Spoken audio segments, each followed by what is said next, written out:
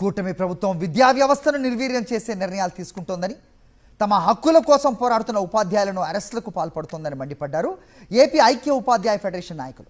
అనంతపురం జిల్లా గుంతకల్లో యూటీఎఫ్ ఆధ్వర్యంలో రణభేరి కార్యక్రమం నిర్వహించారు. ఇందులో భాగంగా భారీ ర్యాలీ చేశారు ఉపాధ్యాయులు. ఎన్నికల ముందు ప్రభుత్వ ఉద్యోగ ఉపాధ్యాయ సమస్యలను పరిష్కరిస్తామని కూటమి నేతలు హామీ ఇచ్చారని, అధికారంలోకి వచ్చి 15 నెలలైనా మాట నిలబెట్టుకోవటం లేదని టీచర్లు మండిపడ్డారు. 12వ పీఆర్సీని వెంటనే అమలు చేయాలని, బకాయి పడ్డ 20,000 కోట్లను వెంటనే విడుదల చేయాలని డిమాండ్ చేశారు. మన ప్రాంతం పశ్చిమ రాయలసీమ ప్రాంతం నిన్న కర్నూలులో ప్రారంభమైంది.